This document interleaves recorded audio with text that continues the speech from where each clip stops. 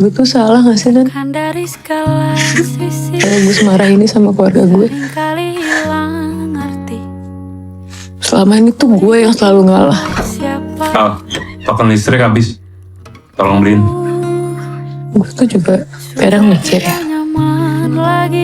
hidup gue tuh bakal beda gak ya?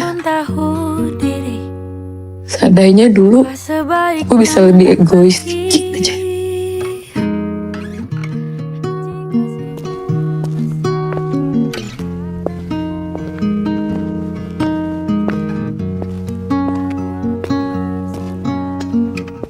Hai Elsa. Lagi apa, Cak? Aku lagi istirahat aja sih. Ini lagi nonton Home Sweet Loan juga. Oh, bagus tuh filmnya. Tapi aku ngerasa filmnya tuh relate sama aku. Tadi tuh aku dapat chat dari ibu. Aku disuruh bayarin SPP adik aku sama bayar listrik bulanan di rumah. Oh, gitu. Tapi kamu nyadar gak sih, sebenarnya di generasi kita tuh banyak banget yang ngerasain hal kayak kamu. Oh iya. Kamu pernah dengar istilah sandwich generation gak?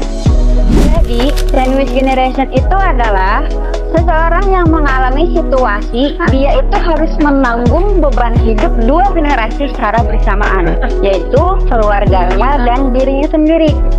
Makanya kenapa namanya sandwich generation? Ya kayak roti lapis aja. Jadi dia itu menanggung beban, tidak hanya bebannya sendiri tapi juga beban keluarganya. Sandwich generation tuh dialami sama kalangan siapa aja sih? Anak bungsu atau anak pertama atau anak tengah? Dari data yang ada, nggak ada penjelasan secara eksplisit sandwich generation itu dialami oleh anak bungsu atau anak pertama atau anak tengah. Tapi di Indonesia ini ada beberapa poin penting yang ikut sertakan peran anak bungsu itu sangat penting dalam konteks sandwich generation. Kenapa? Karena anak bungsu itu mereka cenderung menanggung beban harapan orang tua yang paling banyak di Indonesia. Tidak gitu, mereka adalah kalangan yang kehilangan masa hidayah orang tua. Karena itu di Indonesia ditemuin banyak banget anak bungsu yang jadi generasi sandwich.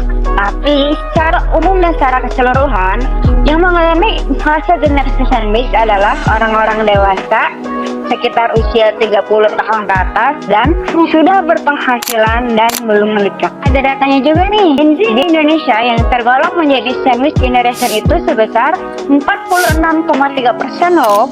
Oh iya ya. Tapi apa akibatnya kalau misalkan seseorang terus-menerus jadi sandwich generation? Nah sebenarnya ya, kalau orang tuh terus-menerus jadi sandwich generation pasti bakalan capek banget.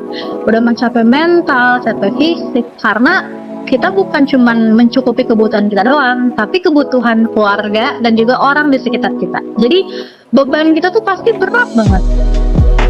Kalau ini tuh perlu dinormalisasi apa enggak? Sebenarnya kalau dinormalisasi juga enggak ya. Tapi kita nggak bisa nyalain kalau orang tuh udah jadi sandwich generation gitu. Apalagi ya kita nggak bisa menyalahkan juga kondisi ekonomi orang-orang yang berbeda-beda. Ya tapi gimana caranya? Maksudnya kan serba salah ya kalau sama orang tua dikatain durhaka lah atau nggak menghargai jasa mereka yang udah besarin kita dari kecil.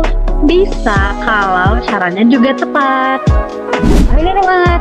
Jadi sandwich generation sebenarnya bukan pilihan, tapi banyak kalangan dari Gen Z yang jadi sandwich generation di Indonesia. Salah satunya mungkin kalian yang lagi nonton video ini. Kalau udah terlanjur, ya nggak apa-apa. Itu bukan pilihan yang salah. Yang penting kita punya kuncinya buat jalanin fase itu.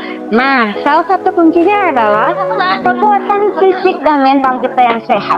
Kenapa? Karena dengan mental kita yang sehat, keras deh, kita pasti bakalan bisa lalui masa-masa itu. Nah, mental yang sehat itu berasal dari pola komunikasi keluarga yang baik. Hah? Ya, gimana nih? Ya, pola komunikasi keluarga yang baik itu pengaruh itu dalam mindset dan mental kita sebagai generasi Gen Z. Jadi semuanya itu dimulai dari rumah ya. Ketika rumah kita aman, nyaman, tentram dan harmonis, kita pasti bakal punya kekuatan mental yang lebih baik.